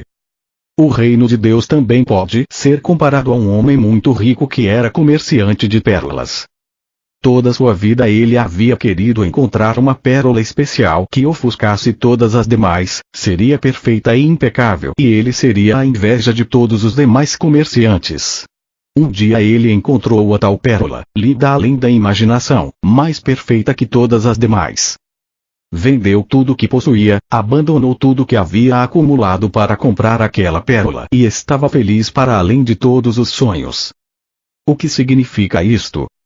Significa que todas as coisas que anteriormente valorizava em sua vida, sua casa ricamente decorada, seus bens, seu modo de vida, a abundância de comida e bebida, ele alegremente deu tudo para possuir o tesouro sem preço, o conhecimento que o levará até o reino de Deus, onde a felicidade é um estado da mente que o mundo exterior, com todos os seus aborrecimentos e preocupações, não pode perturbar. O reino de Deus está em vocês. Entram no reino de Deus quando percebem plenamente que o Pai está o tempo todo ativo em vocês. É um estado da mente, de percepção e entendimento de que a realidade, por trás e dentro de todas as coisas visíveis, é o Pai, formoso e perfeito, e que todas as coisas que são contrárias à beleza, à harmonia, à saúde e à abundância, são criações do pensamento equivocado do homem. Eu sofria ao vê-los sofrer, mas não precisam sofrer mais se escutarem o que tenho para dizer. Mas devo avisá-los de que o caminho que leva ao reino dos céus é difícil de seguir e isso quer dizer que, primeiro, terão de lidar com seu eu. Por que é que terão que se ocupar do eu? Porque é do desejo de proteger e de promover o seu bem-estar pessoal que procedem todos os pensamentos, palavras e atos egoístas. Provavelmente vocês perguntarão: por que eu deveria preocupar-me com isso?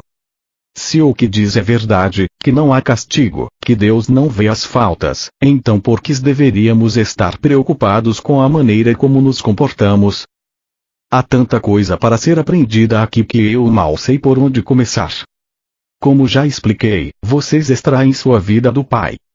Portanto, extraem sua capacidade de pensar e de amar do Pai. Como o Pai Inteligência é criativo, assim também a consciência de vocês é criativa. Com a sua mente e coração, vocês realmente modelam os planos de suas próprias vidas e experiências. E qual tipo de vida vocês planejam e modelam em suas mentes?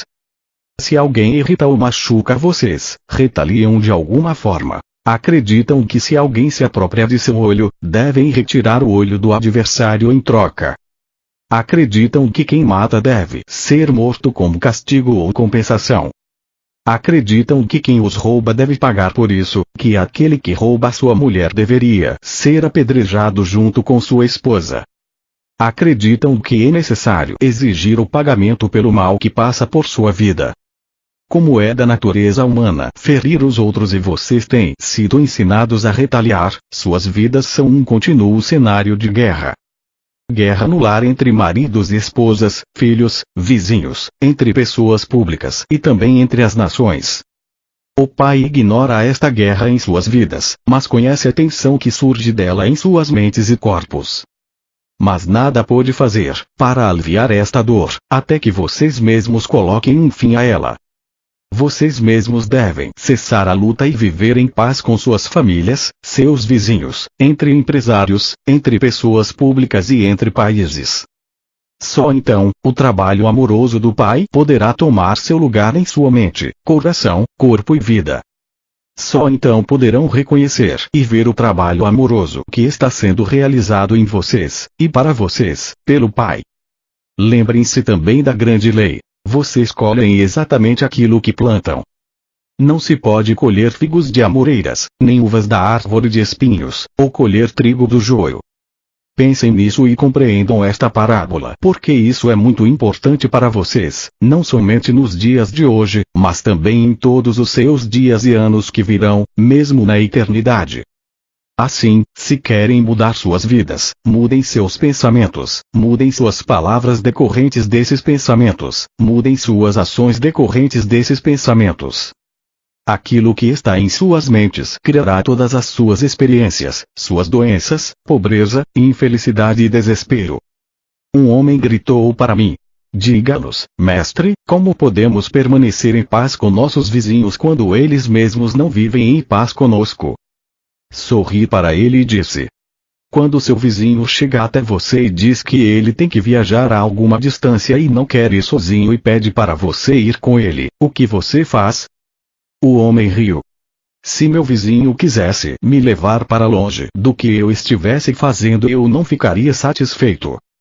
Eu diria a ele para encontrar outra pessoa para ir com ele porque eu estava ocupado. E como se sentiria o seu vizinho? Perguntei. O homem encolheu os ombros. Eu não sei. E na próxima vez que precisasse dele para fazer um favor a você, como ele responderia ao seu pedido? O homem já não ria mais. Ele não respondeu. Outro homem disse: ele irá chegar e dirá para você ir a outro lugar pedir ajuda. Eu disse às pessoas. Ele respondeu acertadamente. E como ele se sentirá? E apontei para o homem que primeiro havia falado, sorrindo para ele. Uma mulher gritou acima dos risos. Ele dirá a todos aqueles que encontrar, como é miserável e egoísta o vizinho que ele tem. Talvez ele vá querer machucá-lo de alguma forma. Houve gritos de concordância e eu assenti. Sim, ele vai ter esquecido que uma vez foi pedir ao seu vizinho para caminhar com ele por 1 ou 2 milhas e este se recusou. Não verá a lei da semeadura e da colheita trabalhar em sua vida. Ele a pôs em movimento quando se recusou a acompanhar seu vizinho e agora ele está colhendo o resultado de suas atitudes e ações. De que adianta ficar com raiva quando foi ele mesmo quem criou esta situação? As pessoas riam e assentiam com a cabeça e falavam uns com os outros. Nunca antes eles haviam escutado tal conhecimento do comportamento humano. Havia aqui um ensinamento completamente novo. Disse a eles: aconselho que quando seu vizinho vier pedir a vocês para caminhar um pedaço de caminho com ele ou qualquer outra coisa que o deixe mais à vontade e feliz, que primeiro pensem sobre o que gostariam que ele fizesse por vocês se também tivessem uma necessidade. Como gostariam que ele respondesse ao seu pedido? Um murmúrio varreu a multidão e pude ver que eles entenderam o que eu estava dizendo. De fato, se seu vizinho pedir para que o acompanhe por 1 milha, façam isto com agrado e estejam dispostos a caminhar por 2 milhas, se necessário. Quando recusam algo às pessoas, não percebem, mas enrijecem sua mente e corpo, para se protegerem da obrigação de fazerem qualquer coisa que não querem fazer. Colocam em tensão sua mente e corpo e o Pai também é tensionado e não pode fazer seu trabalho amoroso dentro de vocês e é deste enrijecimento que surge a doença. Pode ser que encontrem alguém em extrema necessidade, que tenha frio ou esteja infeliz e que peça a vocês o manto. Não passem por ele olhando de longe. Algumas pessoas riram. sabiam que era isto o que fariam. Não. Entreguem a ele o seu manto, e se ele realmente estiver com frio, também a sua túnica. E sigam o seu caminho e se alegrem. Alegrarmos-nos? Perguntou uma voz descrente. Eu ri e disse. Sim, meu amigo, alegre-se. Primeiramente porque possuía uma túnica e um manto para dar e, logo, alegre-se por perceber que agora tem falta de uma túnica e manto, e o Pai dentro de vocês fará retornar em breve suas roupas de alguma forma surpreendente.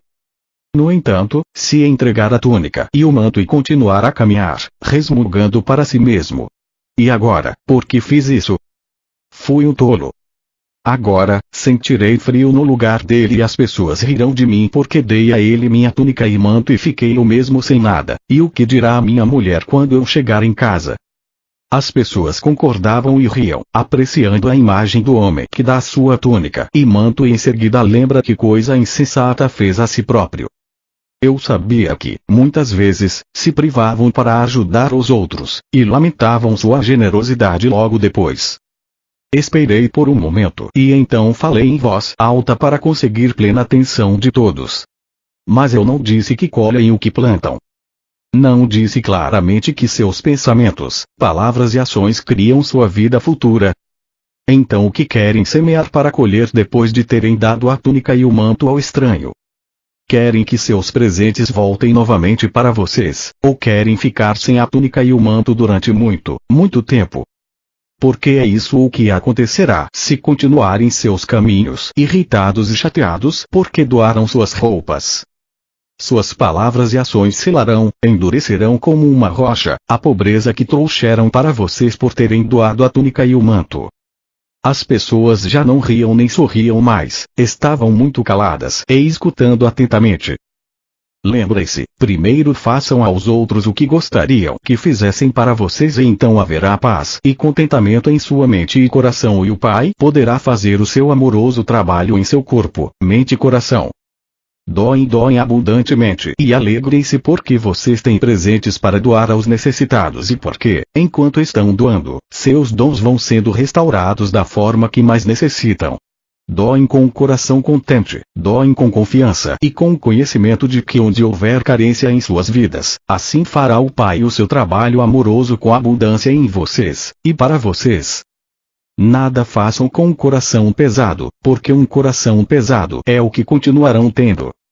Doem tudo com o espírito alegre, a fim de que tudo em suas vidas traga para vocês somente alegria e iluminação espiritual. Um homem comentou. Isso vai contra a natureza do homem. É natural preocupar-se com o futuro. A roupa é cara, a comida é difícil de encontrar. A vida é uma luta constante.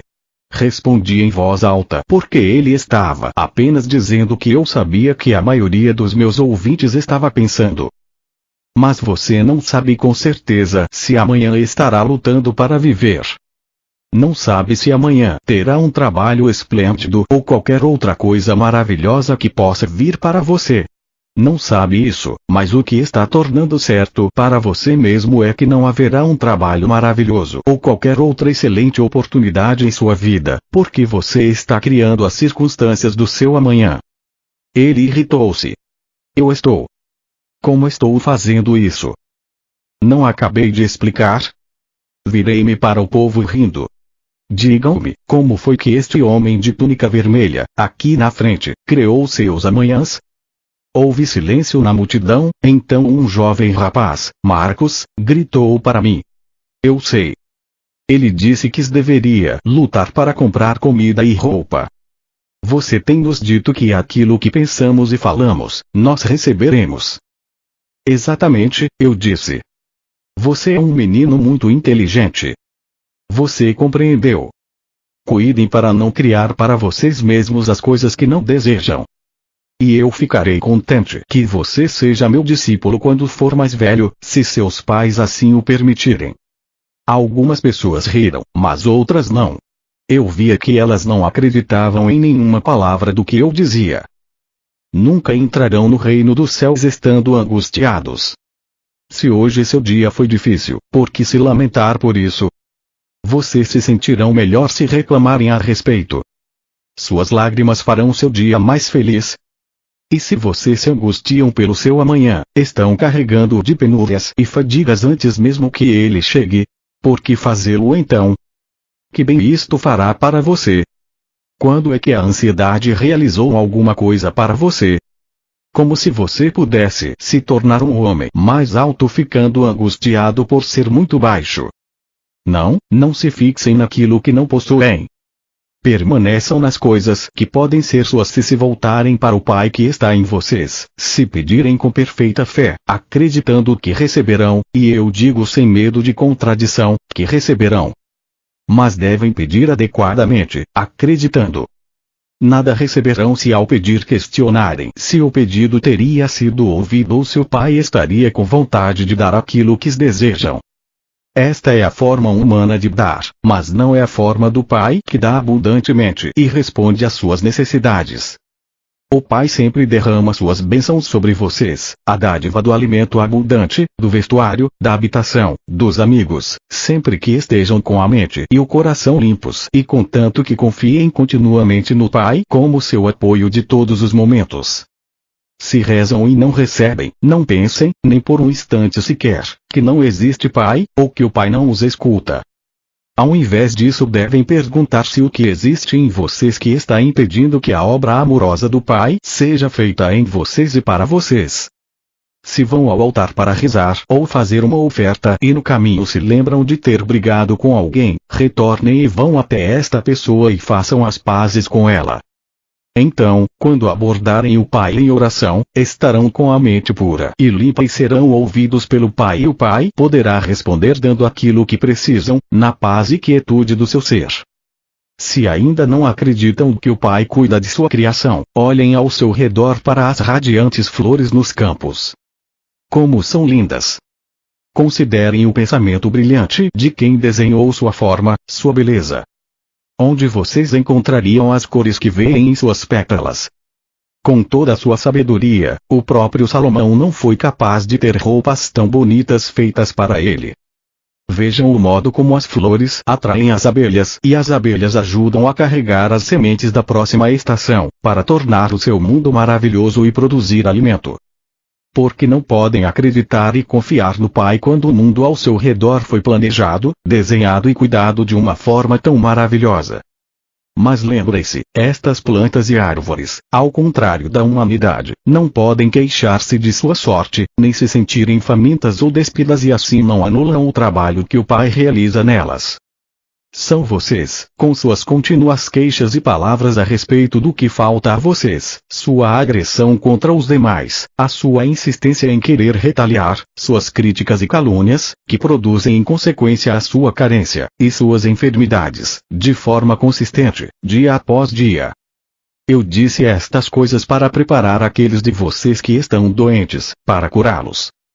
Não podem ficar curados a não ser que acreditem, com todo o coração, que a cura acontecerá. Lembrem-se de que a doença corporal surge da doença da mente, tal como o mau humor, o rancor, a raiva e o ódio. O Pai Amor é a fonte de toda a saúde. Consequentemente, todos os pensamentos e sentimentos contrários ao Pai Amor produzem doenças. Assim como todos os seus males e doenças começam na mente, assim também o seu bem. Cuidem do vizinho como de vocês mesmos. Abençoem seu vizinho quando surgir alguma disputa, rezem por ele quando for duro com vocês, ajudem-no de qualquer maneira que puderem e a qualquer momento, mesmo que ele vire o rosto para vocês, porque então estarão construindo o bem em suas mentes e pensamentos e boa será a colheita de suas semeaduras. E, ainda mais, vocês estarão harmonizando suas mentes e colocando-as em sintonia com o Pai que está em vocês, que é o amor perfeito. Nestas condições o Pai pode fazer o seu perfeito trabalho amoroso em vocês. Quando terminei de falar, as pessoas traziam os seus enfermos para mim e de acordo com a sua fé eles foram curados. A carta 3 descreve mais em detalhes os ensinamentos de Cristo e explica os eventos que levaram à sua crucificação e morte. Ele descreve em termos comoventes sua última ceia com os discípulos, quando se viu sozinho em espírito, porque os seus discípulos recusaram-se a acreditar, até o último momento, que ele seria crucificado. Repetidamente ele foi mal interpretado, e percebeu mais uma vez que pouco havia conseguido ensinar a qualquer pessoa durante seus 3 anos de trabalho missionário. Ele estava feliz por ir embora.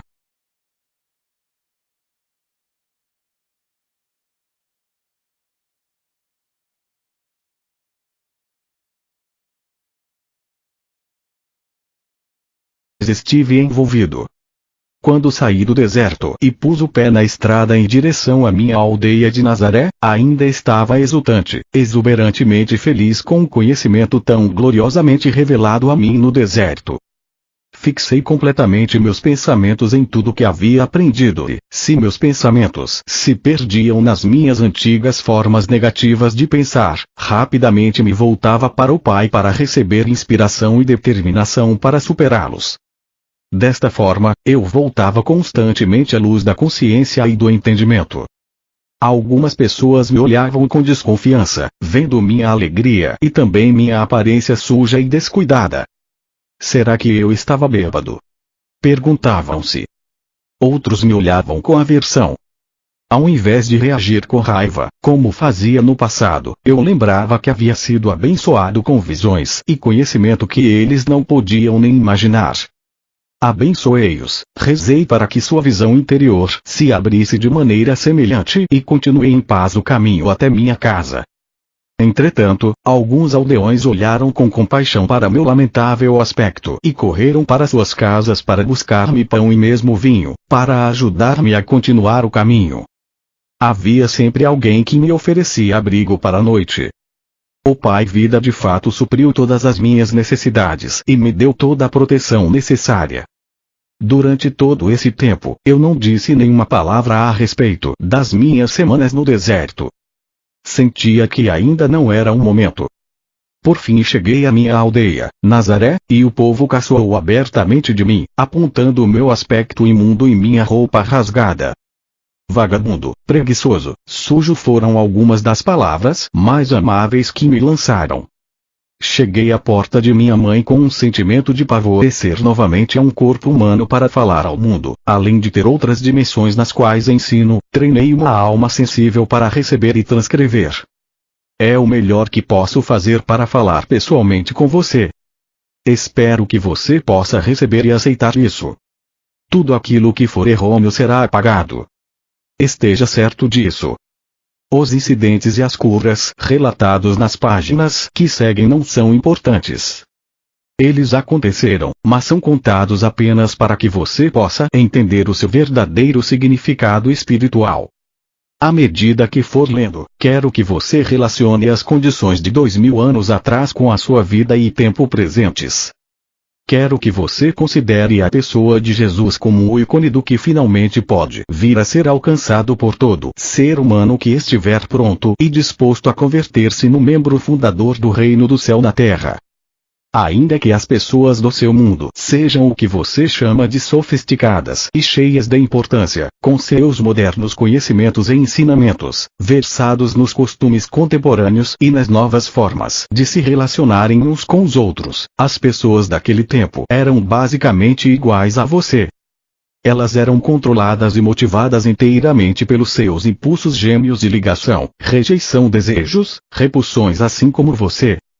Elas amavam, odiavam, criticavam, condenavam, caluniavam e intrigavam, tinham ambições de chegar ao topo da sociedade, desprezavam aqueles que fracassavam na vida, secretamente eram promíscuas, insultavam aqueles que de alguma forma eram diferentes delas.